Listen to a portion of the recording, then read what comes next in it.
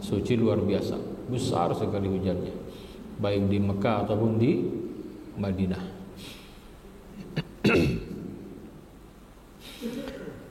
Mudah-mudahan yang kita bahas pada pagi hari ini, insya Allah kita akan membahas satu tema 3 fase kehancuran Zionis Yahudi.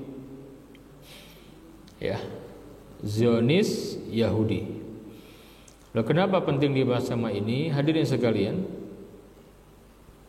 kaum muslimin sekarang sudah mulai kendor, Pak, menyuarakan pembelaan terhadap Palestina, tidak seperti di awal. Padahal pembantaian masih terjadi sampai detik ini, Pak. Nah, jadi jangan sampai kita membela mereka, berjuang bersama mereka itu karena musiman saja, tidak. Kita ini berjuang karena keimanan kita. Sampai kapan? Sampai Baitul Maqdis dan Masjid Al-Aqsa-nya sepenuhnya kembali kepada pangkuan muslimin, dan sampai Palestina merdeka. Sampai tidak ada kaum Yahudi Zionis Israel di tanah Palestina. Ya. Nah, saya sedih, Pak. Sekarang beberapa masjid sudah mulai tidak ada kunut nazilah. Tadi kita bahas kunut nazilah, Pak. Di awal-awal semangat, betul tidak, Ustaz? Sekarang sudah mulai lupa. Padahal sampai detik ini masih terjadi yang namanya pembantaian terhadap muslimin. Karena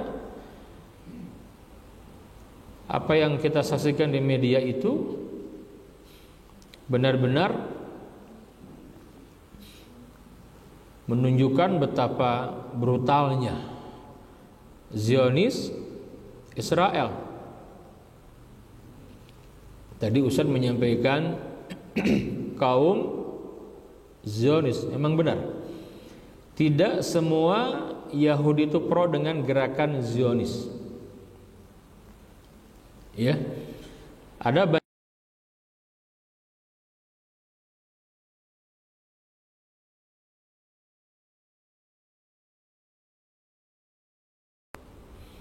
yang mereka justru menentang gerakan Zionis.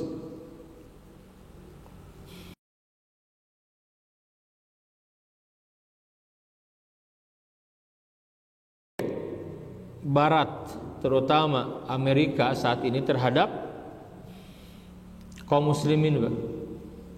Penjajahan kaum muslimin di Timur Tengah, terutama di negeri Syam, di Palestina. Makanya sampai kapanpun yang namanya negara ilegal Israel itu akan terus dibela. Ya. Dan kita menyaksikan sekarang ini bagaimana ketidakadilan, kezaliman, ya. Tetapi alhamdulillah di saat bersamaan Allah bukakan mata-mata yang ada di dunia ini, Pak. Tidak hanya umat Islam, tapi umat manusia menyaksikan siapa sebenarnya penjahat dan siapa teroris yang sebenarnya. Ya. Maka kalau kita melihat sampai hari ini, hari Ahad, ya, tanggal 7, ini sudah 3 bulan. Betul? Dari bulan apa? Oktober. Sekarang Januari, tepat 3 bulan. Dan para mujahidin kaum muslimin masih tangguh, Pak. Terus melawan. Ini luar biasa. Nah, ada yang jangan dilupakan, apa itu perang informasi, perang narasi, Ghazwul Fikri. Jadi tidak hanya perang fisik yang sekarang terjadi, tapi perang narasi, perang opini di media. Nah, kita akan kaji bagaimana penafsiran para ulama kontemporer, ya, penafsiran para ulama kontemporer terhadap beberapa ayat di surat Al-Isra yang tadi saya bacakan. Kalau kita mengkaji tafsir klasik surat Al-Isra, terutama ayat yang ke-4 sampai ayat ke-7 di mana para mufassirin tidak hidup di saat Masjidil Aqsa, Baitul Maqdis dijajah, itu beda menafsirkannya, Pak. Dengan para ulama saat ini yang mereka hidup menyaksikan Masjidil Aqsa, tempat Isra wal Mi'raj Nabi yang mulia sallallahu alaihi wasallam dijajah. Mereka beda menafsirkannya, Pak. Di Mesir ada Syekh Mutawalli Sya'rawi, guru besar tafsir di mana di Al-Azhar Mesir.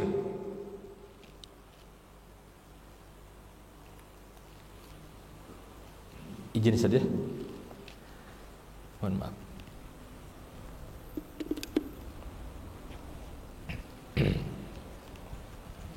Juga Profesor Dr.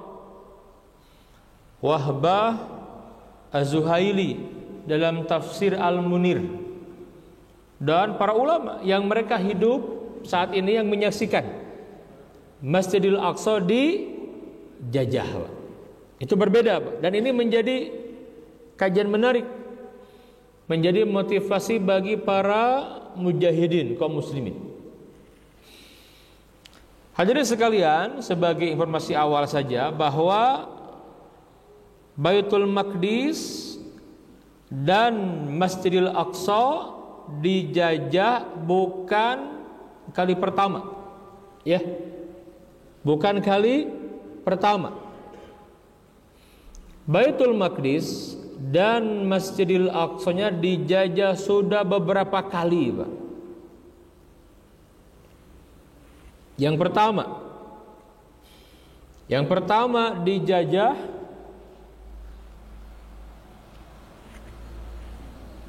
ketika zaman Nabi Musa alaihissalam. Aina dalil disebutkan di surat Al-Maidah dari ayat yang ke-20 sampai 26. Ini kali pertama, Pak. Yang membebaskan siapa? Yang membebaskan itu muridnya Nabi Musa alaihissalam. Nabi Musa tidak sempat membebaskan, belum merintis, memulai. Yang membebaskan muridnya, siapa namanya? Nabi Yusha bin Nun. Orang-orang barat memanggilnya Joshua. Dalam literatur Islam disebut Yusha bin Nun. Puncaknya pada masa Nabi Dawud alaihissalam.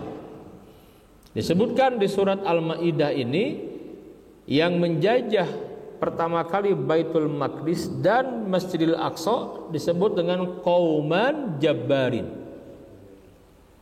Qauman Jabbarin. Ya. Siapa itu? Qauman Jabbarin ini satu kaum yang jahat, yang merusak secara fisik. Mereka besar, tinggi besar, Pak. Kuat. Itu Qauman Jabbarin. Di surat Al-Baqarah disebutkan kisah perang.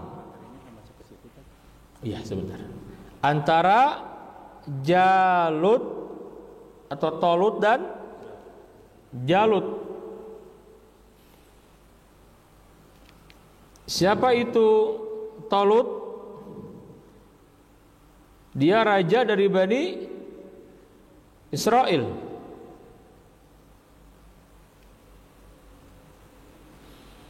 Dan siapa Jalut? Dia raja dari kauman Jabarin, Goliat. Ada yang Talut dan Jalut. Yang menang siapa, Pak? Yang menang siapa? Talut. Di dalam pasukan Talut ada Daud alaihi salam. Ya, ada Nabi Daud alaihi salam.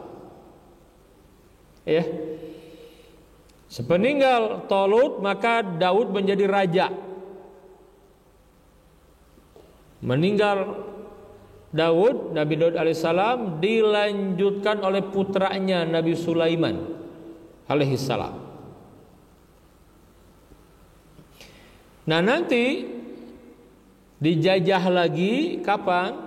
Oleh Romawi, Pak. Ini saling ini, Romawi, Persia, nanti ada Bukhtanasor gitu ya, atau Nebukadnezar. Nah, itu berlangsung hampir 500 tahun. Sampai kapan? Sampai Nabi yang mulia diutus. Ya. Jadi Nabi yang mulia diutus, Baitul Maqdis, Masjidil Aqsa sedang dijajah, sama seperti kita sekarang. Kita hidup di saat Masjidil Aqsa dijajah. Ya kan? Yang menjajah siapa di waktu itu? Orang-orang Romawi Bizantium Timur. Di masa Nabi yang mulia, yang menjadi pemimpinnya disebut Kaisar Heraklius. Ya. Nabi merintis pembebasan. Nabi tidak menyaksikan pembebasan, Pak. Jadi ketika Nabi Isra wal Mi'raj, dari mana? Dari Al-Masjidil Haram ke Masjidil Aqsa, itu kondisi Baitul Maqdis itu dijajah oleh siapa? Romawi. Ya. Romawi. Dulu belum ada bangunan seperti ini, belum ada. Belum ada yang disebut dengan Qubatus Sakhra, belum. Belum ada juga Jami Al-Qibli, belum. Musola Marwani, belum. Jami Buraq, belum ada, Pak. Ini hanya tanah saja yang luasnya sekitar 14,4 hektar. Ya, Nabi datang ke sini Isra Mi'raj, kondisinya sedang dijajah. Karena dijajah, maka diganti Baitul Maqdis yang Allah berikan nama untuk kawasan ini dengan sebutan Ailia atau Ilia. Nah, di masa itu namanya Ilia atau Ailia. Nabi merintis pembebasan, Nabi wafat belum ada pembebasan, penaklukan. Abu Bakar melanjutkan, puncaknya di masa Umar. Ya. Jadi puncaknya di masa Umar Ibnul Khattab. Kapan itu? Tahun 16 Hijriah, yang bertepatan dengan tahun 637. Itu pembebasan apa? Baitul Maqdis, Masjidil Aqsa, kali kedua di masa Nabi yang mulia. Maka hampir 5 abad berjalan damai karena syariat Allah yang mengatur di bawah kepemimpinan muslimin. Damai, Pak. Yahudi bisa hidup di sana, juga Nasrani bisa hidup. Damai semuanya, tidak ada kezaliman. Datang pasukan salib. Kapan? Tahun 1099, akhir abad 11. Datang pasukan salib. Ya, kembali mengacak-ngacak, terjadi pembantaian, puluhan ribu muslimin dibantai, disembelih, Pak. Selalu begitu sejarahnya. Itu sampai darah di sekitar Baitul Maqdis itu menggenang sampai ke mata kaki, kata sejarawan yang menulis, sejarawan barat. Ya, para ulama kita menulis juga. Berapa lama dijajah? Selama 88 tahun. Nanti tahun 1187 Allah hadirkan Salahuddin Al-Ayyubi, kembali dibebaskan.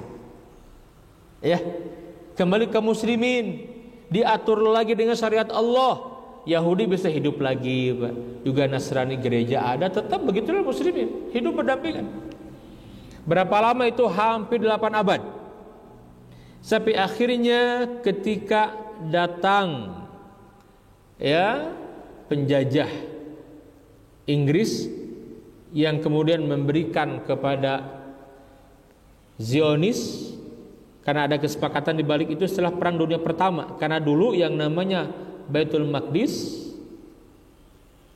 induk negeri Syam atau Palestina itu berada di bawah kekuasaan Turki Utsmani. Nah, Turkinya kalah di Perang Dunia Pertama oleh Inggris, dibantu sama Yahudi yang masuk senjata. Ada kesepakatan. Maka terkenal mulai 1917 lewat perjanjian atau deklarasi Balfour, mulai lagi itu dijajah lagi sampai sekarang. Berarti kalau dari tahun 1917 sudah 106 tahun Pak sampai sekarang, betul tidak? Ini udah lama nih, harusnya segera dibebaskan gitu kan. Karena dulu nggak lama tuh, di zaman Salahuddin hanya 88 tahun. Di zaman Nabi yang mulia, Nabi wafat ke masa Umar hanya berapa tahun Pak? 5 tahun saja. Bebas oleh Umar bin Khattab. Ya. Nah, maka kita meyakini benar bahwa pasti yang namanya Masjidil Aqsa akan kembali ke pangkuan muslimin. Yakin tidak? Yakin tidak? Kurang mantap ini. Yakin tidak? Yakin tidak Al-Aqsa akan kembali ke pangkuan muslimin seutuhnya? Harus yakin. Kenapa? Ini janji Allah. Janji Allah. Dan kita berhutang budi kepada saudara kita kaum muslimin di mana di Palestina, terutama di jalur Gaza. Iya. Kita berhutang budi, Pak. Kenapa? Ini penting saya ingin awali sebelum menyampaikan 3 fase itu. Hadirin sekalian, yang sedang diperjuangkan oleh saudara-saudara kita muslimin mujahidin itu apa sih, Pak? Apa semata-mata hanya kemerdekaan Palestina saja? Tidak. Apa itu? Pembebasan Baitul Maqdis dan kembalinya Masjidil Aqsa ke pangkuan muslimin. Kenapa? Hadirin sekalian, posisi Baitul Maqdis dengan Masjidil Aqsa-nya itu bagi kita tanah suci, Pak. Sama seperti Mekah dengan Masjidil Haram, Madinah dengan Masjid Nabawi. Nah, ada Baitul Maqdis dengan Masjidil Aqsa. Bahkan mohon maaf, muslimin saat ini, Pak, ini PR besar kita.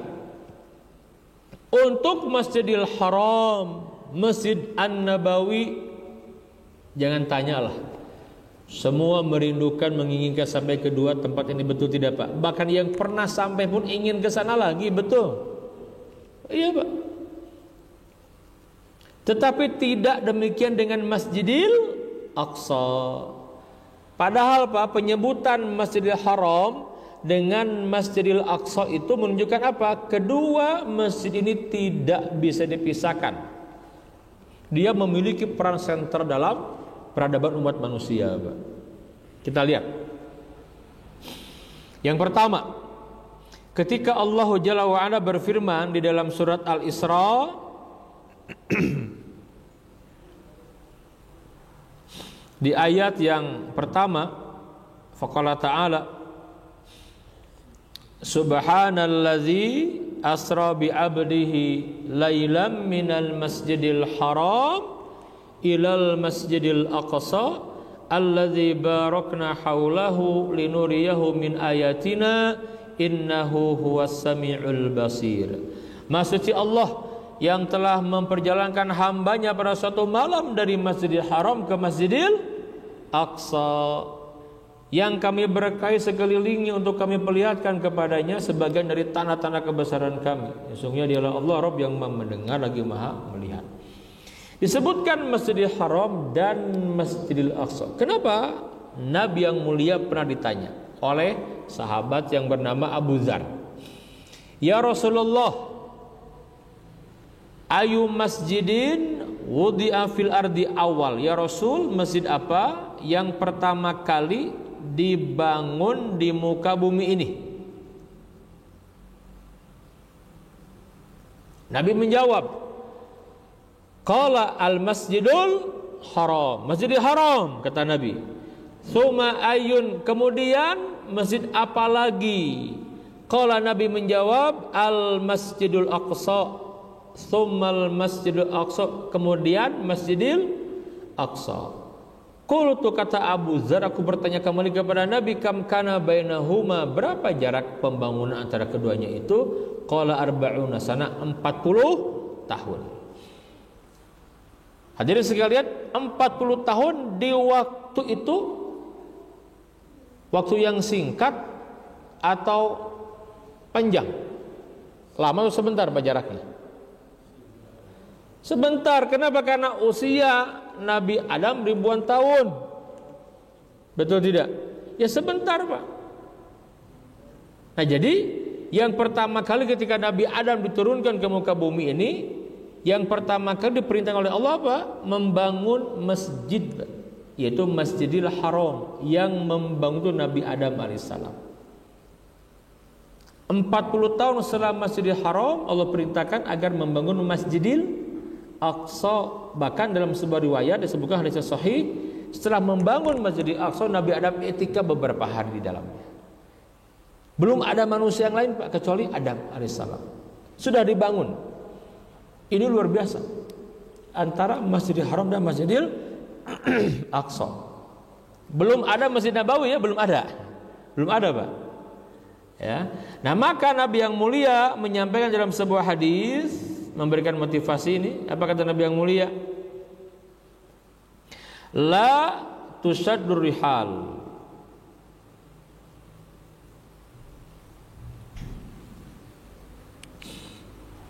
la tusaddur rihal, tidak boleh satu rihlah perjalanan dalam rangka beribadah dipaksakan diadakan gitu. Jangan.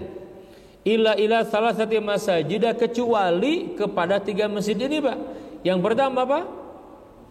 Masjidil Haram, yang kedua Masjid Nabawi, ketiga Masjidil Aqsa. Jadi boleh kita memaksakan diri ingin sampai ke 3 masjid ini, hukumnya boleh, berpahala dari mulai nabungnya, perjuangan itu boleh Pak. Ya, ini disandingkan ketiga masjid ini ya, Masjidil Haram, Masjid An-Nabawi dan Masjidil Aqsa. Ya. Nah kembali, Masjidil Aqsa itu menjadi jantungnya peradaban umat manusia. Ini penting sekali. Kenapa? Allah Jalla wa'ala ketika memerintahkan Nabi memimpin sholat berjamaah bersama seluruh Nabi dan Rasul yang pernah diutus ke muka bumi, yang jumlahnya 124.000 itu tidak di Masjidil Haram tempatnya. Di mana Pak? Masjidil Aqsa. Ya, bayangkan Allah tidak menjadikan Masjidil Haram menjadi tempat berjamaahnya semua Nabi dan Rasul, tidak. Tapi Masjidil Aqsa. Tentu ini keutamaan tersendiri, betul tidak untuk Masjidil Aqsa, tapi tetap yang lebih tinggi ya Masjidil Haram. Maksudnya ada keutamaan tersendiri gitu. Nah ini jangan dipahami Pak. Apa maksudnya? Ketika Allah memerintahkan semua Nabi menjadi makmum dan Nabi Muhammad menjadi imam di peristiwa Al-Isra wal Mi'raj itu apa maknanya Pak? Apa maknanya Pak? Ini jantung apa? Peradaban umat manusia. Ya, estafet kepemimpinan diberikan di sini. Kalau ingin tahu bagaimana kondisi dunia, ya lihat saja ini bagaimana kondisi ini gitu. Luar biasa, ini jarang difahami Pak. Saya juga mendapatkan ilmu ini luar biasa. Jadi seorang ulama yang habis umurnya Pak selama 40 tahun lebih untuk mengkaji tentang Baitul Maqdis dan Masjidil Aqsa. Siapa namanya? Syekh Profesor Dr. Abdul Fattah Al-Awaisi. Lahir di Baitul Maqdis. Profesor guru besar apa yang dikajinya? Hubungan internasional geopolitik, dan dia fokus mengkaji bagaimana ya Baitul Maqdis itu. Sekarang beliau ketika diusir, bahkan mau dibunuh oleh orang-orang Zionis, beliau minta suaka politik dan diberikan oleh Turki. Sekarang di Turki tinggalnya, di Istanbul. Dia bikin riset, guru besar juga di Malaysia, ngajar, pernah ke negeri ini Pak beberapa kali. Bikin buku yang bagus, judulnya apa? Roadmap Pembebasan Baitul Maqdis. Hebat sekali itu, luar biasa ya beliau ini. Nah, beliau menyampaikan ini jantung dunia ini, dan ternyata ini yang dahulu diriset oleh Dr. Theodor Herzl, Pak, seorang Yahudi yang dia kemudian mendirikan gerakan Zionis. Dia riset ini. Apa kesimpulannya? Kalau ingin menguasai dunia, memimpin dunia, kuasai Baitul Maqdis, Masjidil Aqsa. Itu kesimpulan dia. Dan dia tuangkan dalam buku yang dia beri judul namanya Der Judenstaat atau Jewish State, negara Yahudi. Dan itu pula yang ditolak berkali-kali oleh Sultan Abdul Hamid II. Tapi orang ini nggak putus asa, dia datang ke Inggris, diceritakan semuanya, diiming-imingi, maka di sanalah musibah itu mulai menimpa umat Islam di Palestina. Mereka faham, Pak.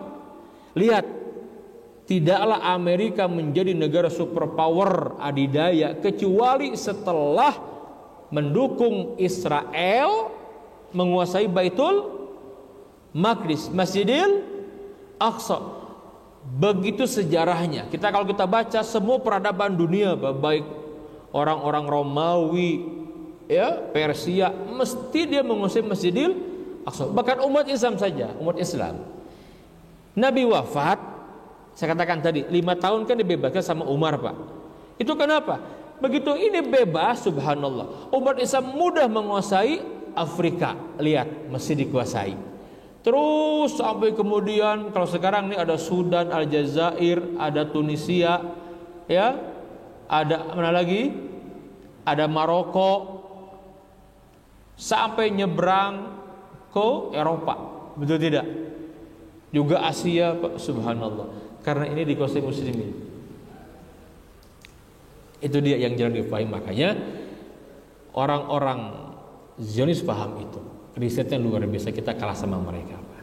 Nah, oleh karena itu jangan heran kalau sekarang mereka terus berjuang untuk mengusir orang-orang Palestina. Tidak hanya yang ada di Gaza saja sekarang, tapi pada waktunya seluruhnya akan diusir, Pak. Ya, kan itu proyek gitu. Nah, makanya ketika peristiwa tanggal 7 Oktober yang sampai sekarang sudah berapa lama? 3 bulan. Ini luar biasa, Pak. Luar biasa, Pak. Kalau kita membaca dari sisi pertama nih, dari sisi kacamata iman. Ya, apa maksudnya? Hadirin sekalian, yang diperjuangkan mereka itu adalah Baitul Maqdis dan Masjidil Aqsa. Pak, mohon maaf ya, gak usah jauh-jauh lah. Saya berikan sebuah perumpamaan.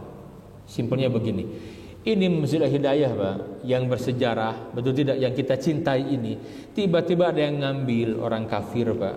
Misalkan orang kafir yang tadinya kesini, mereka minoritas, kurang ajar, ngambil masjid ini, Pak, Al-Hidayah. Apa kita biarkan atau kita lawan? Al-Hidayah nih diambil sama mereka. Mereka buat aturan kurang ajarnya, Pak, yang boleh masuk ke Masjid Al-Hidayah orang-orang tua yang usia di atas 50 tahun. Anak muda nggak boleh, dijaga pakai senjata, nggak boleh. Bahkan mereka seenaknya masuk ke masjid ini, Pak. Ya, kira-kira kita nih yang tahu persis bagaimana masjid ini, kita biarkan atau kita lawan? Halo, udah pada KM lah bikin lah. Ini orang menyendiri wae tenanau. Apa begitu tidak? Nggak akan, betul tidak, Pak? Lawan, kalau perlu nyawa pun kita berikan, betul tidak? Lah ini Masjid Al-Hidayah, Pak. Gak akan kita memberikan lawan oleh kita. Pengorbanan nyawa kita berikan. Ini Masjidil Aqsa Pak yang tadi itu, yang dibangun oleh Nabi Adam alaihissalam. Setelah hancur di zaman Nabi Nuh, dibangun kembali oleh Nabi Ibrahim. Puncak pembangunan di zaman Nabi Sulaiman. Terus ya, dihancurkan, bangun lagi, dihancurkan, bangun lagi, itu seperti itu. Gak mungkin kita membiarkan. Nah, maka kaum muslimin yang berada di Palestina, terutama di Jalur Gaza, mereka yang berjuang sedepan sekarang Pak. Di saat semuanya, mohon maaf, tidak ada yang berani, karena termakan oleh opini yang dilakukan oleh orang-orang Zionis hebat gitu kan, senjata yang mutakhir, canggih, sistem pertahanan udara Iron Dome yang luar biasa, intelijennya Mossad yang dahsyat sekali, luar biasa, mengerikan sekali Pak. Ya, gak ada yang berani itu negara sebelahnya Pak. Lah ini gerakan bukan negara kuat Pak, bukan militer yang terlatih hebat, tidak. Ya, ini apa namanya? Perjuangan orang-orang yang ditindas, melawan Pak.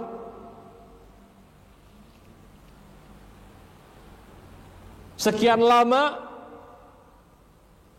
sampai sekarang sudah 3 bulan tidak bisa dikalahkan korban. Iya, berjatuhan namanya juga perang, betul tidak Pak? Karena mereka tidak mengenal kecuali bahasa perang Pak.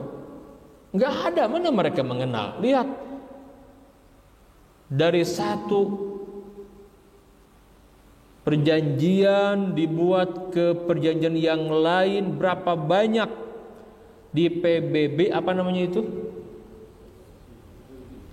resolusi yang dibuat, apa ada yang ditaati? Nggak ada Pak. Bayangkan, nggak ada satupun yang ditaati Pak. Ya, lah ini para mujahidin yang bersatu sekarang ini melawan mereka, mencengangkan, dan ini akan merubah peta Timur Tengah secara khusus dan dunia secara umum. Kita lihat ke depan Pak. Yakin tidak dengan itu? Yakin tidak? Pasti Pak. Dulu ada perang 6 hari, betul? Kapan itu? Tahun berapa? 6 hari Pak. Tahun 67. Mesir, negara Mesir kuat. Yordan, Syria kalah sama Israel. 3 negara militer, peralatan perang yang dahsyat, eleh Pak.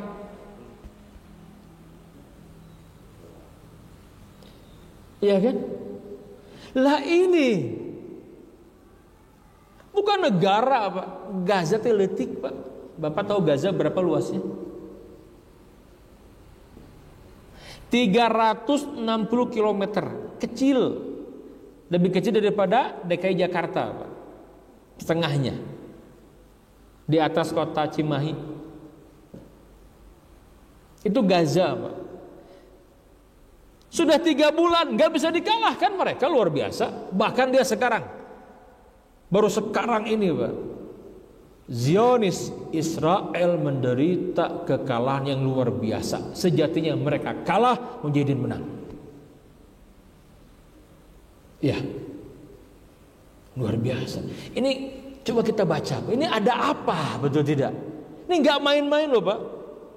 Sehingga sekarang para pengamat militer dari Amerika, dari mana-mana mengatakan luar biasa ini, mengerikan. Orang-orang yang datang ke Gaza sama dengan perang melawan hantu katanya Pak. Mereka tidak bisa melihat di mana itu para mujahidin, tapi mujahidin melihat mereka. tunnel itu, terowongan itu kan luar biasa. Pertanyaan, apakah malaikat Allah turunkan hanya dalam perang Badar saja? Hanya di perang Ahzab saja? Betul tidak? Kita meyakini benar sekarang banyak sekali kisah-kisah yang disebutkan para mujahidin yang dia cerita ini luar biasa. Kami yang ini ada kami gitu. Kalau kita yakin dengan itu, Pak, hanya kan tidak akan si Zionis ngaku, betul tidak? Gak bakalan dia akan terus membuat berita yang seperti itu, Pak. Gak bakalan.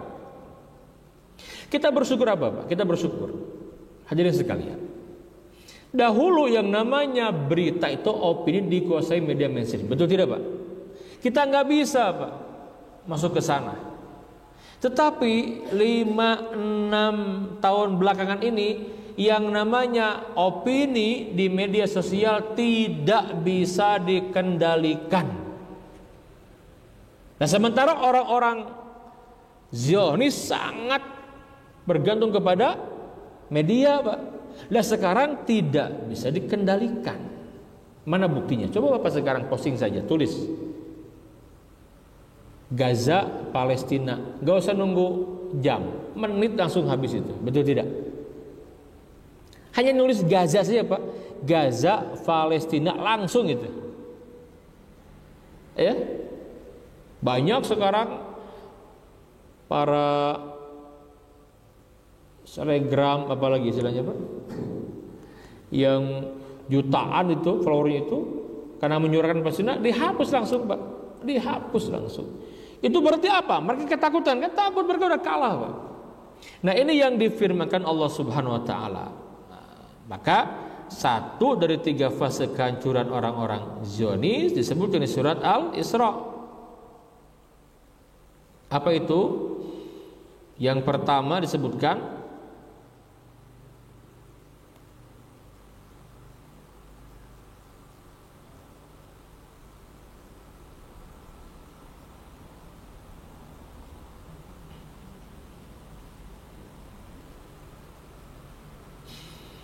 ayat ke-7, Pak, ya. Dibuka silakan surah Al-Isra ayat ke-7. Nah, sebentar saya cari ayatnya dulu nih.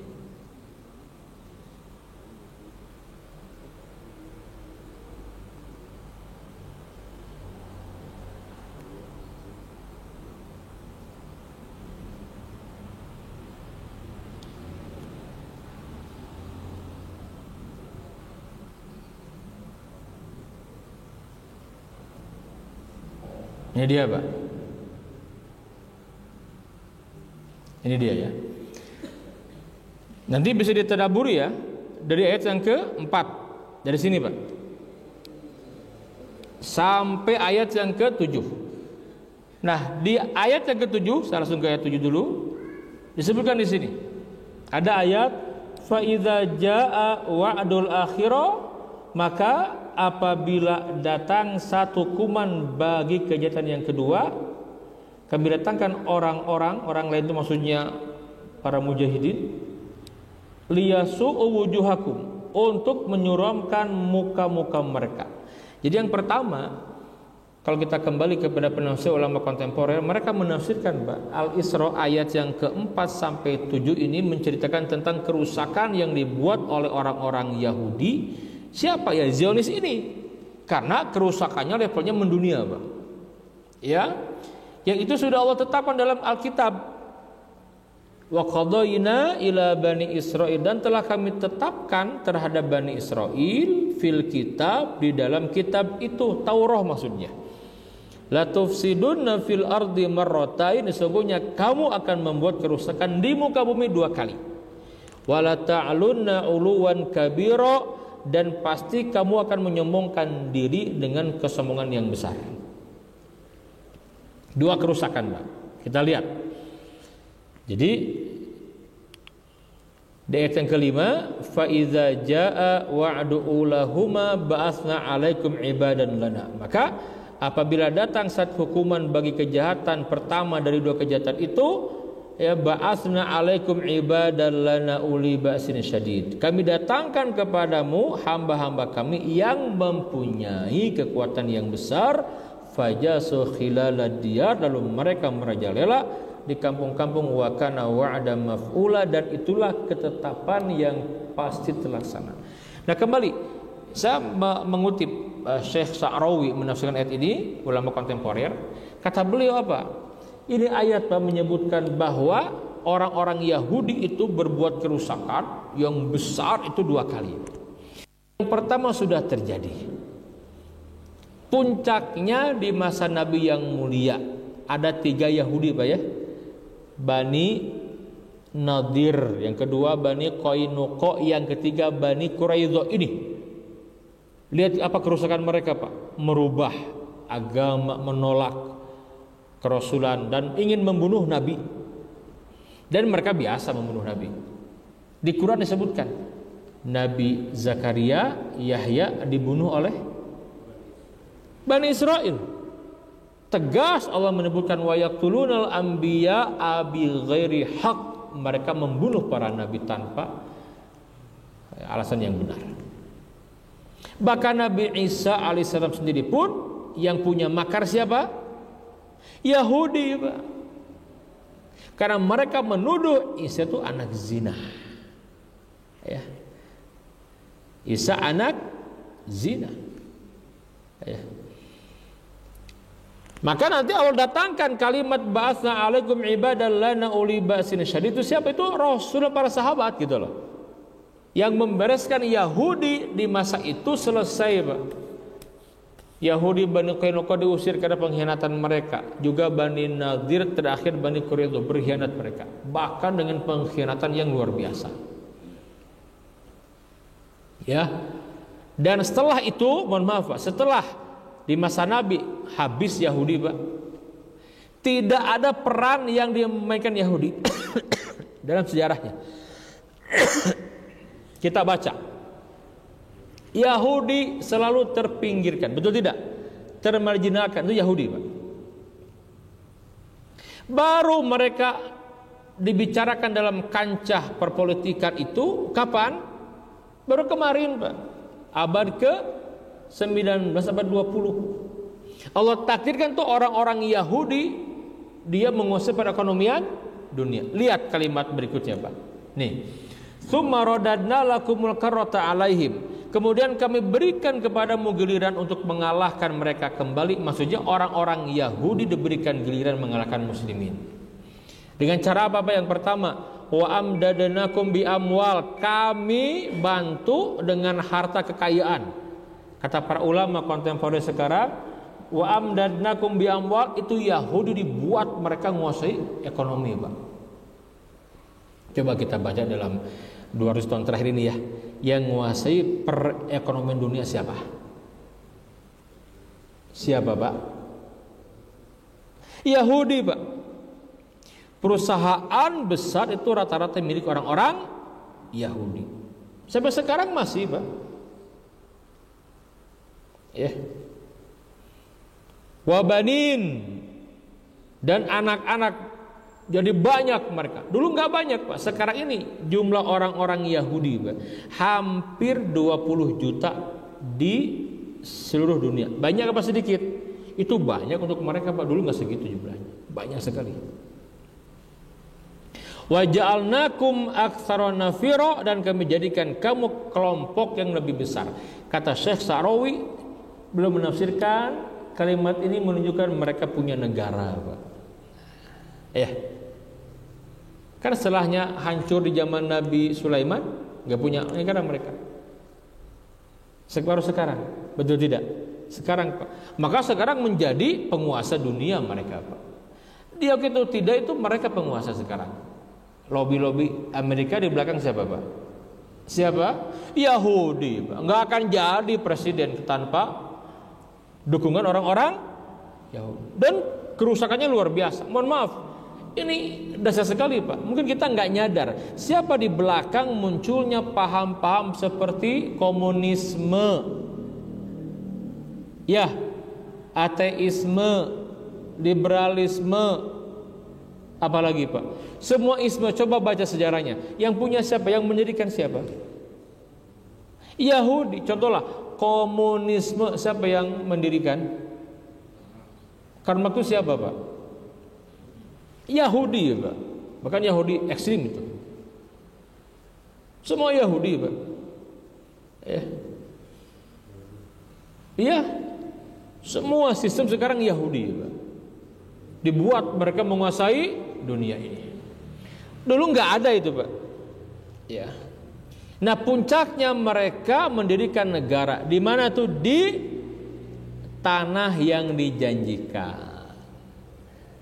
Ya. Tetapi Allah menjelaskan di sini Pak, tidak selamanya. In ahsantum ahsantum li anfusikum wa in asatum fala, jika kamu berbuat baik wahai Bani Israel, buat kamu juga dengan nikmat Allah tadi itu. Tapi kalau berbuat jahat, maka kejahatan kembali kepada kamu juga. Sampai akhirnya apa? Fa idza jaa wa'dul akhirah liyasu'u wujuhakum, maka apabila datang satu hukuman bagi kejahatan yang kedua, kami datangkan orang-orang ya waliya apa untuk menyuramkan muka-muka kamu. Nah ini yang menarik Pak. Jadi awal kehancuran negara yang bernama Zionis Yahudi ini Pak, awalnya apa? Adanya isa'atul wujuh. Ini kalimat luar biasa Pak. Allah buat muram muka-muka mereka. Apa maksudnya? Hadirin sekalian, yang muram di sini kata para ulama Pak, muram wajah politik, muram wajah ekonomi, muram wajah militer. Dibuat gitu dulu Pak. Dibuat umat ini jadi tahu siapa hakikat sebenarnya mereka itu. Tahapan pertama nih, ya ini kata Syekh Sawi. Bagaimana kita lihat sekarang Pak? Beliau sudah meninggal, tetapi penafsirnya luar biasa Pak. Dan itu pula yang diyakini oleh seorang syekh yang lumpuh, yang duduk di kursi roda, yang lumpuhnya bukan setahun 2 tahun, bukan, tetapi 50 tahun lebih, Syekh Ahmad Yasin, yang beliau menyampaikan Pak, ya tidak asal bicara, beliau menyampaikan, kami yakin negara yang dibangun di atas kezaliman Israel itu akan hancur tidak lama lagi. Sampaikan beliau. Bahkan menyebut angka beliau. Kapan?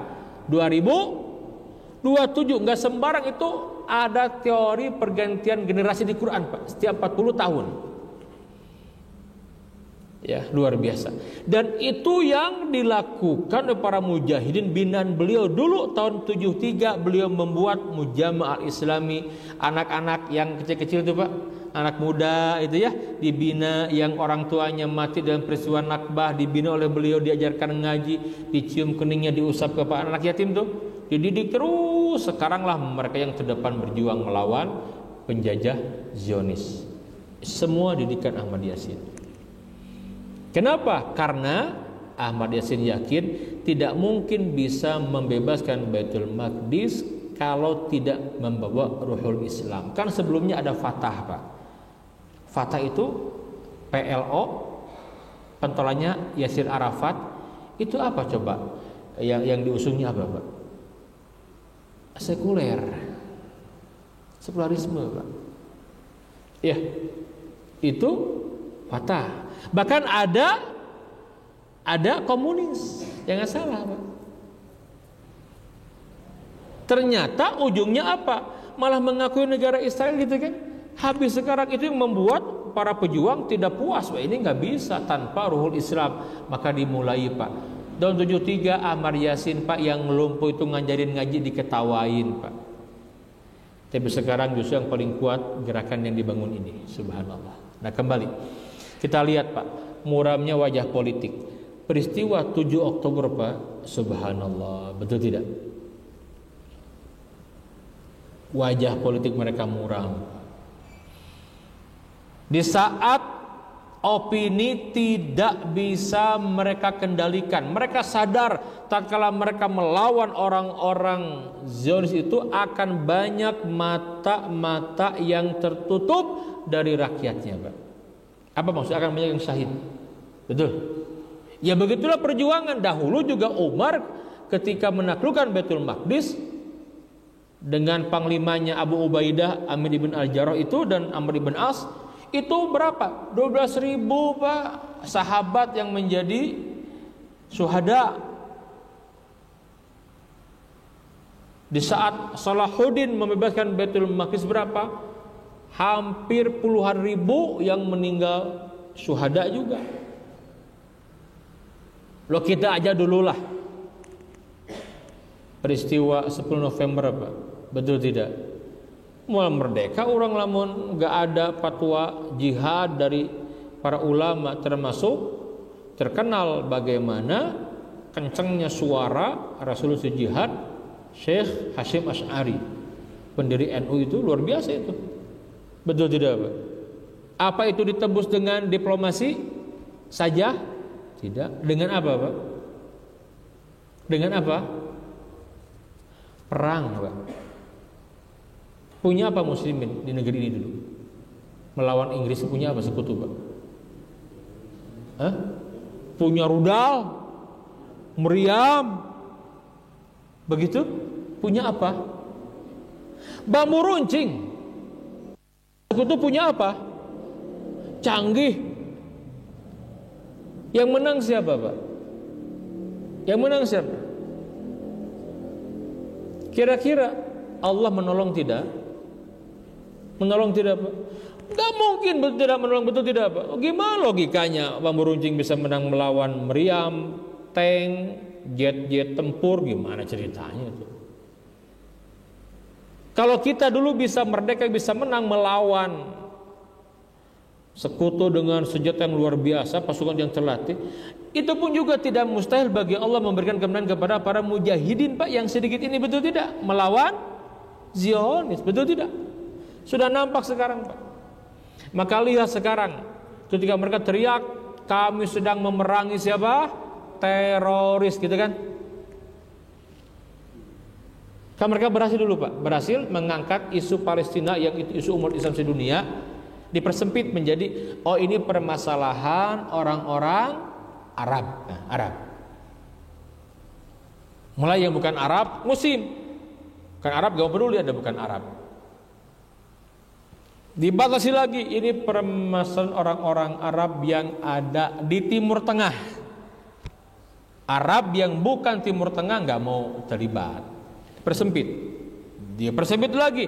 Ini permasalahan Palestina saja. Jadi kecil Pak. Maka Mesir yang gak mau peduli itu. Ini permasalahan apa? Hamas dan Israel. Bayangkan dari Palestina menjadi Hamas.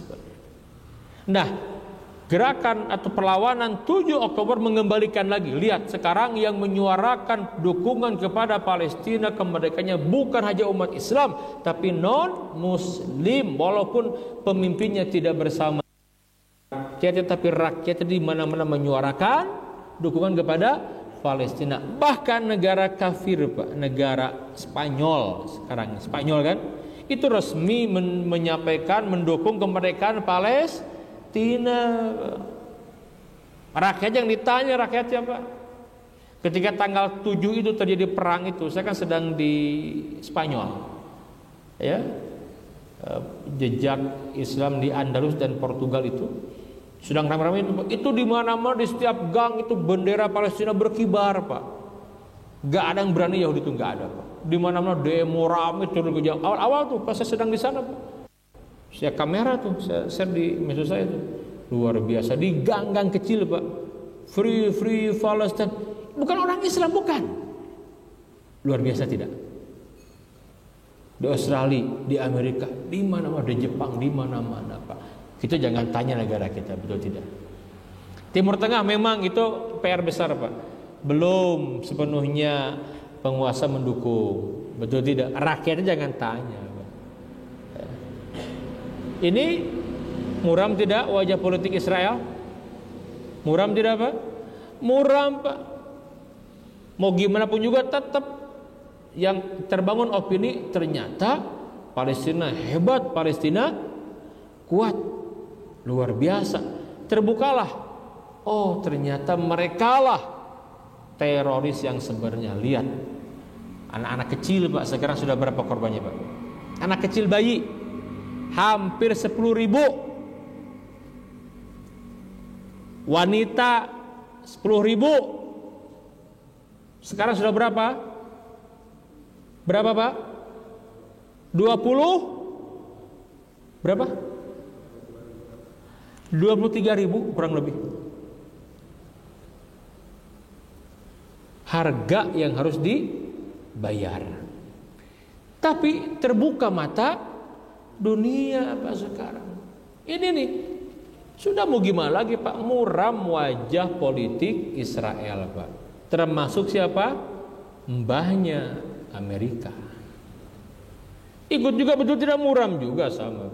Oh sekarang ini ditentang tuh kebijakannya si Joe Biden itu oleh rakyat, betul tidak? Ditentang semua Pak. Di demo Pak. Ya, dikecam itu ketika mereka memberikan bantuan kepada Israel, kan perusahaan-perusahaan itu habis. Tapi mereka nggak akan menyampaikan itu Pak.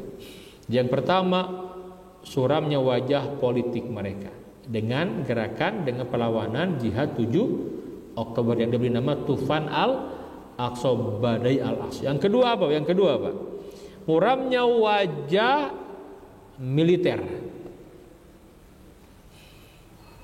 Itu kan mereka tuh penjual senjata yang paling besar, betul tidak? Membuat senjata, jual dengan harga mahal luar biasa itu. Seketika dengan 7 Oktober Pak rontok mitos tentara IDF Israel hebat, tangguh, tak terkalahkan, alat perangnya canggih, modern, hebat, sistem keamanannya Iron Dome, belum lagi intelijennya luar biasa. Mengerikan kau baca itu ya. Rontok oleh siapa? Oleh pasukan ya, bukan resmi tentara milik sebuah negara, bukan. Sehingga Satpol PP lah di orang begitunya, ngan dilatih gitu. Berapa jumlah sekarang Pak? 30.000. Belum semua yang dikeluarkan, belum semua Pak. 3 bulan tuh dahsyat sekali. Rontok seketika mitos. Mirip dulu Pak, ada namanya pasukan Tatar, pasukan Mongol. Pernah dengar tidak? Pasukan Tatar Mongol tiba-tiba muncul melumat Baghdad. Habis Baghdad itu Pak. Luar biasa. Mengerikan sekali tuh, pusat ibu kota itu. Muncul di tengah-tengah masyarakat Islam itu. Wah, kita nggak mungkin memenangkan perang kalau melawan Tatar Mongol. Mitos berkembang di mana-mana, dasar sekali Pak. Pada menyerah takut Pak. Itu dari mulai Baghdad, Irak, Yaman, terus sampai ke Syria, terus sampai ketika akan ke Mesir. Bagaimana? Ada seorang pemimpin yang sebelumnya tidak dikenal Pak. Karena jasanya ini dikenal beliau kemudian hari. Sampai sekarang harum namanya. Siapa namanya? Sultan Saifuddin Qutuz. Pernah dengar tidak? Beliau dikawal seorang ulama besar Pak, Al-Iz ibn Abdus Salam. Ini mazhab Hanafi ini. Al-Iz ibn Abdus Salam Al-Hanafi. Ulama terkenal. Kata Al-Iz, ya Sultan, fatwakan wajib bagi seluruh umat Islam di Mesir untuk melawan pasukan Tatar dan Mongol. Lihat jawaban sang sultan. Syekh, kita ini nggak punya banyak pasukan terlatih, belum juga gosip perang. Apa kata Syekh? Kita berperang bukan karena jumlah, bukan karena pasukan yang terlatih, bukan, tapi karena Allah. Wa man nasru illa min indillah. Tidak ada kemenangan kecuali dari Allah. Tugas kamu berjuang saja. Subhanallah, berjuang mereka Pak. Ada dikenal perang Ain Jalut, di mana dekat Gaza gitu. Masuk Mesir tapi perbatasan dekat Arafah. Ain Jalut, perang dahsyat terjadi Pak. Muslimin sedikit, logistik perang terbatas. Dengan semangat jihad, Sultan Saifuddin Qutuz memimpin perang melawan Tatar. Kalah hitungan jam, pasukan Tatar Mongol kalah. Dan kalahnya pasukan Tatar Mongol ini membangkitkan kembali semangat umat Islam. Kebangun lagi percaya dirinya kita. Sama Pak sekarang, betul tidak? Yang dikatakan hebat, nggak terkalahkan itu Iron Dome yang kata sumber canggih Pak, nggak bisa tuh mendetek rudal-rudal yang dibuat para mujahidin itu, betul tidak? Yang daya jangkau terbatas. Subhanallah, itu hebat orang-orang itu Pak. Ya bukan baru kemarin sore Pak, betul tidak? Sudah mau 40 tahun loh Pak. Gimana kira-kira Pak? Udah biasa, udah terlatih mereka itu, udah siap dengan kematian mereka itu orang-orang yang di Palestina itu. Muram wajah militer mereka. Terakhir wajah ekonomi. Itu gerakan boikot di mana-mana Pak. Ini di berbagai tempat, termasuk kemarin Ustaz di Mekah tuh di depan Masjidil Haram ada kan tower Zam-Zam, hotel itu Zam-Zam itu yang jam itu yang besar itu kan ada sekitar 4 Starbucks di sana itu. Kopi Starbucks Pak, 4. Itu tinggal 1 yang lain tutup semua. Hitungan bulan Pak, 2 bulan lebih Pak, dampaknya dahsyat. Rugi. Tinggal 1 juga tidak ramai. Di Madinah juga ada tuh. Yang dulu ngantri Pak, termasuk juga ya, yang berafiliasi ke sana itu ditinggalin semua.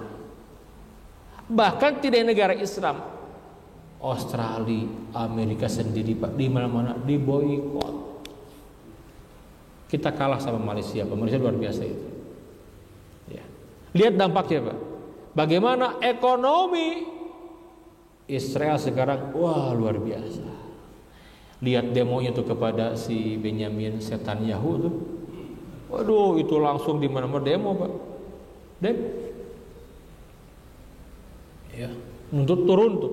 Kalau bukan karena perang ini dia udah habis mungkin di penjara tuh, kan dia juga punya kasus si Benyamin ini. Makanya dia nggak ada pilihan kan, perang dia pilihannya Pak. Kan dia banyak kasus menimpa dia, pecah. Muram wajah politik, muram wajah militer, muram wajah ekonomi Pak. Terus lakukan Pak. Ini kesempatan ini untuk mengangkat UMKM kita, betul tidak? Ayo kesempatan. Jangan takut. Aduh karunia baru di PHK, jangan takut, Allah kasih rezeki yang lebih berkah insyaallah. Betul tidak Pak? Ini berkah lagi, kesempatan. Ini dia janji Allah nih. Tahap awal Pak. Jadi dibuat muram. Sekarang opini mendukung muslimin. Betul tidak? Sampai ada pasukan julid fisabilillah. Ada tidak? Ya Bu ya. Tong dianggap enteng Ibu buka Instagram si Benyamin Netanyahu dah. Setiap posting eta para apa namanya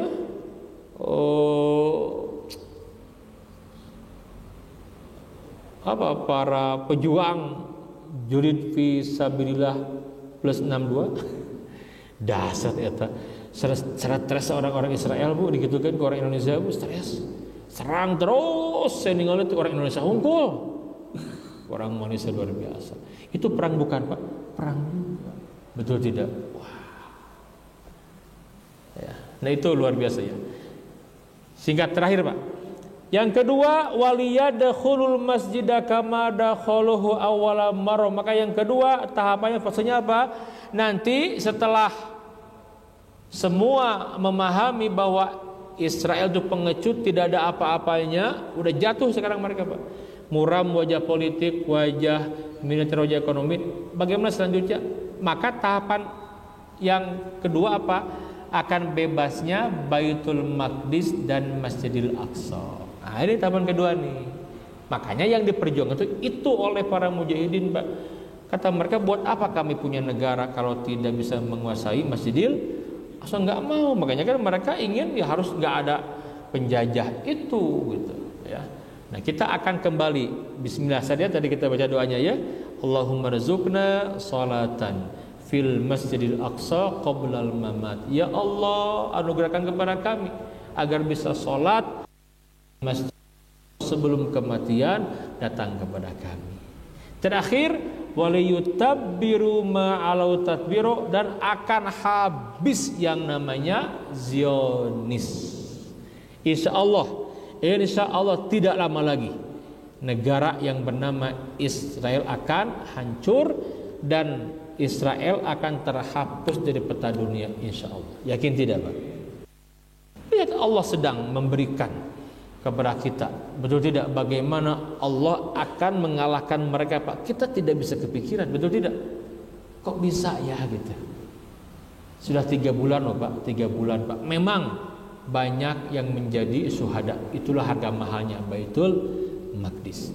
Ya, nah makanya kemudian kita optimis, Pak, bahwa yang namanya kezaliman pasti akan kalah. Sejarah begitu kok. Hanya kapannya itu kan kita harus punya peran, Pak. Betul tidak? Sayang kalau kita yakin bahwa muslimin akan menang, Zionis akan hancur. Pertanyaannya, peran kita apa gitu? Apa kita mau jadi penonton saja? Ninggalikan orang kes menang. Nyatana naon sih? Mangga wae gitu. Cuma sayang kalau kita diberi kemampuan bisa lebih menjadi pemain, kenapa harus puas jadi penonton saja? Berjuang, Pak, berjuang. Dengan cara apa? Yang pertama, doa. Betul tidak? Doa mah gratis, guru mayar, Pak. Sadia, mudah-mudahan saya di sini kembali dihidupkan menurut Nazila, Ustaz. Sedih sekarang, sudah mulai kendor, Pak, kendor pembelaan kepada Palestina. Bosan merinya nggak 7 bulannya. Orangnya nu ngadengin nggak bosan, Pak. Coba mereka yang berjuang luar biasa itu. Orang nggak bosan ngabela, masih ayah gitu perang, cina gitu, Pak, nanya gitu. Masih ayah gitu can beres, saya menang. Tak apa deh. Subhanallah. Kita akan terus dukung insya Allah. Doa ya, Pak ya. Minimal kunut nazilah. Doakan. Kita tidak tahu dari lisan siapa Allah mengijabah doa itu. Yang kedua,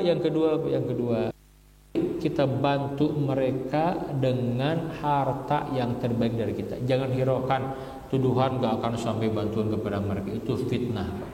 Sampai sekarang mah gampang, Pak. Buka handphone.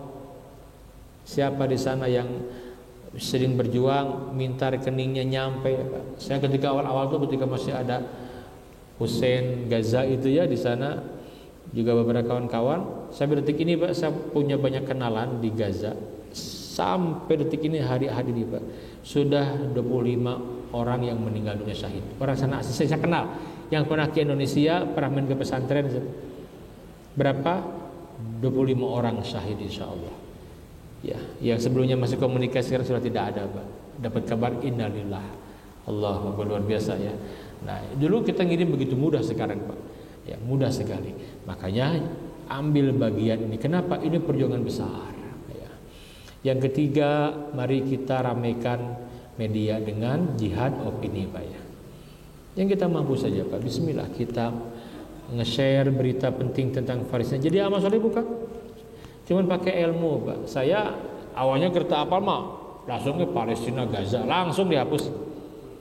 Sekarang masih asati Palestina itu P, A-nya ku huruf 4, Pak.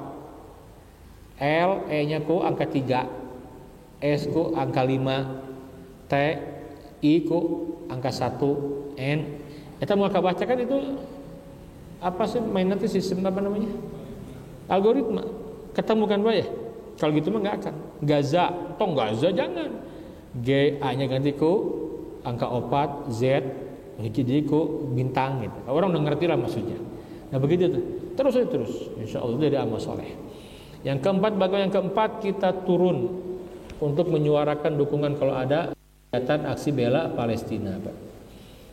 Batur matubanya, masya Allah, di negara kafir tidak mudah, betul tidak? Diberi tapi tetapnya bersuara. Lihat orang-orang kafir, Pak. Lah kita di negeri ini, Pak, bukan hanya didukung, Pak, itu legal, betul tidak? Bahkan turun lagi, menteri turun sorangan, Pak. Jangan takut. Suarakan terus. Dan yang terakhir, bagi yang diberikan kemampuan, boikot produk-produk mereka semampu kita ya. Yang kita sanggup boikot, Pak. Yang tidak sanggup belum ada solusi, nggak ada masalah. Allah Maha tahu kok. Saya nggak bicara hukum halal haram tidak, Pak. Tapi ini lebih keberat nurani, Pak. Barang nama halal, betul tidak? Selama halal. Cuma kan kita bicara tentang nurani perjuangan, begitu ya. Ini barangkali yang disampaikan, Pak. Mudah-mudahan 3 fase ini Allah takdirkan ya, kita bisa menyaksikan di saat Allah masih berikan umur kepada kita. Insya Allah tidak lama lagi akan berakhir negara Zionis Israel, akan segera ada kabar gembira, Palestina merdeka, Baitul Maqdis bebas, dan Al-Aqsa kembali ke pangkuan muslimin insya Allah. Demikian saya yang sampaikan. Subhanakallahumma wa bihamdika asyhadu an la ilaha illa anta astaghfiruka wa atubu ilaik. Assalamualaikum warahmatullahi wabarakatuh. Waalaikumsalam warahmatullahi wabarakatuh. Alhamdulillah Ustaz, pada pagi ini ya kita sudah mengkaji satu poin mengenai tentang 3 fase ya penghancuran Zionis. Jadi dari sejak zaman Nabi yang belum banyak sampai Nabi Muhammad dan sampai sekarang. Ya, apakah sekarang menjadi fase ketiga kehancuran? Wallahu a'lam. Tapi mungkin saja, mudah-mudahan. Amin. Ya. Tapi di balik itu juga bisa ada keberian ya kalau seandainya. Betul. Masjidil Aqsa sudah dikuasai orang Muslim, itu juga itu adalah merupakan suatu tanda akhir zaman. Tanda-tanda akhir zaman. Jadi bagaimana katanya gitu? Ya mungkin nanti jawabannya dalam pertemuan berikutnya. Ya, oh iya ya, waktunya Masya Allah. Jadi tidak sekarang nanti jawabannya, kita simpan dulu lah gitu. Jangan sampai sekaligus langsung selesai. Jadi supaya yang sekarang diingat dulu, sehingga nanti berikutnya kita ada hal yang baru. Ya, insya Allah. Ada pertanyaan? Satu dulu mungkin. Ada apa? Ya, mangga silakan.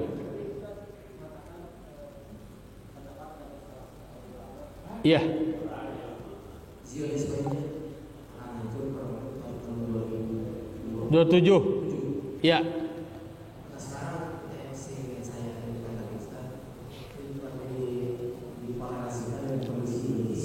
Baik.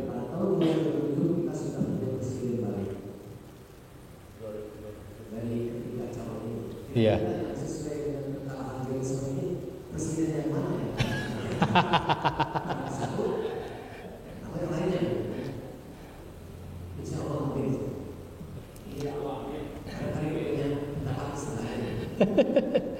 Iya. Jadi ini bukan hadis, hanya hasil bacaan seorang ulama Rabbani. Ya, tadi itu. Kalau kita ingin tahu Pak harga seorang Pak, betapa dasarnya seorang yang bernama Ahmad Yasin Pak ya. Lihat Pak, bagaimana di mata musuh. Ya, itu Ahmad Yasin Pak. Untuk membunuh Ahmad Yasin, orang-orang Zionis Israel itu mengerahkan Apache helikopter beberapa, dikepung, dibom. Beres subuh keluar itu didorong kursi roda Pak, didorong. Itu Ahmad Yasin Pak, kalau jatuh dari kursi roda itu nggak bisa bangun sendiri, harus dibantu. Mendiantarkan itu pasti mawat weh. Subhanallah. Itu fisiknya tapi luar biasa Pak. Ya, akhirnya karena belum memang saya diwawancara, pasti jawabannya ingin syahid. Allah kabulkan.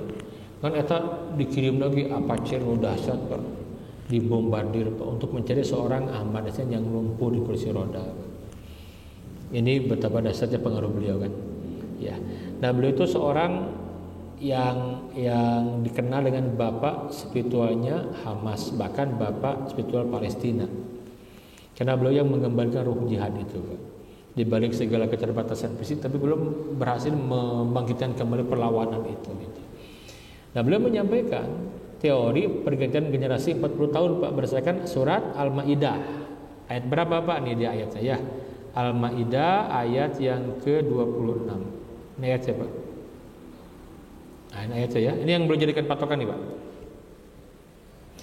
Qala fa innaha muharramatun alaihim arba'ina sana. Allah berfirman, jika demikian maka sesungguhnya negeri itu diharapkan atas mereka selama 40 tahun. Yatihuna fil ardi, tersesat di padang Tih.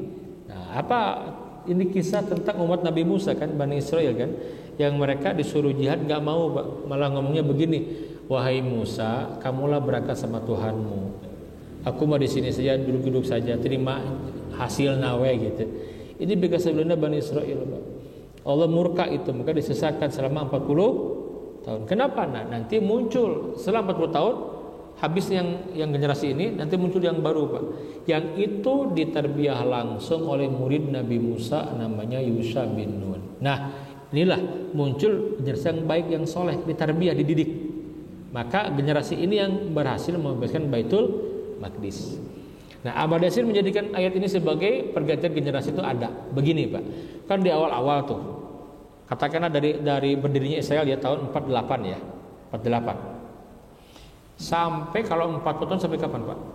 88. Betul tidak? Sampai 88. Itu 40 tahun ya, Pak. Itu kan di sana orang-orang militernya Israel itu yang ada. Betul tidak? Contohlah yang menyampaikan itu seperti David bin Gurion. Dia kan orang-orang militan semua, Pak. Yang luar biasa gitu ya.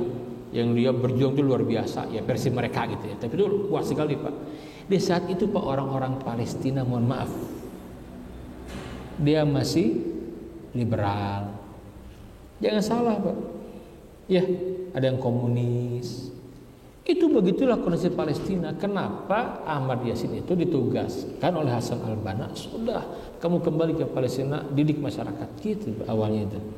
Nggak bisa, nggak akan bebas Baitul Maqdis kalau hanya dengan perjuangan yang seperti itu. Bangkitkan ruhul jihad muslimin. Jadi Israelnya kuat, Palestinanya kan melemah, Pak. Nah, 40 tahun kemudian dari tahun 88 sampai sekarang ini, Pak, lihat ketika mereka membangun dengan megah, bagaimana generasi yang kedua Israel itu sekarang sudah generasi yang pecundang, Pak. Bahkan mohon maaf, masyarakat di Israel itu sekarang hampir 40% LGBT. Bahkan termasuk tentaranya, tentara tulang lunak disebut lagi, Pak. Serius, Pak. Menurun kan? Berganti. Nah, di saat ini ketika terjadi intifadah itu kan berdirilah Hamas. 91 ada Brigade Al-Qassam. Lihat sekarang, Pak, militer, ya kan? Itu turun generasi apa? Berubah menjadi turun, yang ini naik. Maka Ahmad Yasin yakin benar. Tidak lama lagi akan hancur itu. Karena beliau menyiapkan, betul tidak, Pak? Ketika generasi sekarang lihat, itu tentara Israel IDF yang dikirim ke Gaza perang darah, stres, Pak. Pada nggak mau, pada kabur. Kenapa? Perang darat ke Gaza habis, mereka sudah siap setor nyawa itu. Lalu gimana ceritanya, Pak? Mujahidin, Pak, 40 tahun tuh disiapkan. Mereka terlatih benar dan siap dengan kematian, betul tidak? Dan jelas misinya membebaskan Baitul Maqdis. Itu kuat sekali mereka dididik itu. Dan ini pasukan yang lawannya, Pak, orang-orang yang Allah membedah dalam Quran bagaimana pengetusan mereka, betul tidak? Ya kan? La yuqatilunakum jami'an illa fi qaram muhassana. Enggak akan mereka berjuang langsung perang dengan kamu, enggak akan. Pasti sembunyi di balik tembok. Nah, itu kan? Au min wara'i judur. Enggak akan. Ba'suhum bainahum syadid. Mereka itu berpecah belah. Tahsabuhum jami'an wa qulubuhum syatta. Kamu kira mereka bersatu? Tidak, mereka itu berpecah belah. Nah, ini. Jadi kita yakin benar dengan teori ini, mudah-mudahan, Pak, ya. Tentu ini bukan wahyu, hanya prediksi seorang yang saleh, pejuang. Bisa benar, bisa salah. Tapi sekarang menjadi mengkerucut ini. Dengan peristiwa ini kan luar biasa, Pak. Kita lihat ke depan, ada perubahan, udah 100 tahun, Pak lah. Gak mungkin, pasti ada perubahan, betul tidak? Itu teorinya, Pak. Akan ada perubahan setiap 100 tahun. Bagaimana ya? Semua sepakat ini nih. 7 Oktober ini yang akan mengarahkan kepada perubahan itu. Baik secara politik Timur Tengah ataupun secara dunia, Pak. Seperti apa ya? Kita tunggu saja ya. Nah, berbicara tentang di kita, Pak, ya. 2027 kita punya presiden. Nah, kira-kira siapa lah, kita tahu sendiri, Pak, ya. Intinya kita tahulah ya siapa yang layak gitu ya memimpin negeri ini, Pak. Mudah-mudahan ya kalau presidennya punya wibawa, track recordnya baik, betul tidak, Pak? Ya, dan dia berani dan memenuhi kriteria sebagai pemimpin. Mudah-mudahan, Pak, ya, pengalamannya, pendidikannya, kecakapannya, semoga Allah ridho gitu kan. Tapi kita berjuang, semoga Allah jadikan gitu kan. Intinya itu saja, Pak. Ya, makanya ya saya pribadi yakin benar akan ada perubahan di negeri ini. Insyaallah, Pak ya. Yakin tidak, Pak? Akan ada. Ya kita aminkan saja ya. Ada perubahan. Ya kita aminkan saja. Betul tidak? Doa kan? Kita aminkan. Ada perubahan insyaallah. Amin, akan ada perubahan insyaallah. Doa kepada Allah. Kita aminkan, Pak ya. Insyaallah. Demikian yang disampaikan dari sekalian. Mohon maaf ini sudah jam 6:30 ya. Ini jadi kemana-mana. Demikian subhanakallahumma wa bihamdika asyhadu an la ilaha illa anta astaghfiruka wa atubu ilaik.